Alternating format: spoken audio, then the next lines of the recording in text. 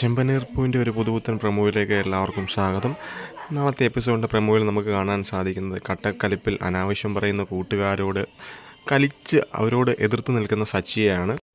അതുകൂടാതെ പലിശയ്ക്ക് വാങ്ങിയ പൈസ തിരിച്ചു കൊടുക്കാൻ പറ്റാതെ കഷ്ടപ്പെട്ട് ബുദ്ധിമുട്ടി നിൽക്കുന്ന നമ്മുടെ നായികയുടെ വീട്ടുകാരും അതുപോലെ തന്നെ നായയുടെ വീട്ടിലേക്ക് പലിശക്കാരൻ വന്നിട്ട് പറയുന്നുണ്ട്, എനിക്ക് അവളെ കെട്ടിച്ച് തന്നേരെ, രേവതിയെ കെട്ടിച്ച് തന്നേരെ, എങ്കിൽ പിന്നെ നിങ്ങൾക്ക് പേടിക്കേണ്ട കാര്യമില്ലല്ലോ, നിങ്ങൾക്ക് കോടീശ്വരനാവാമല്ലോ.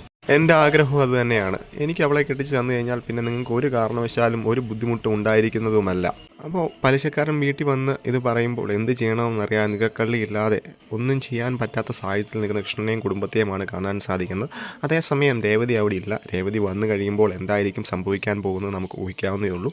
അതായത് സച്ചിയോട് അത്രയ്ക്കും കലിപ്പിൽ നിൽക്കുന്ന രേവതി തീർച്ചയായും അവനോടും, അതായത് പലിശക്കാരനോടും തിരിച്ച് കട്ടയ്ക്ക് കൽപ്പിൽ തന്നെ അവനെ അവിടെ നിന്ന് അടിച്ചിറക്കാനുള്ള എല്ലാ സാധ്യതകളും കാണുന്നുണ്ട്.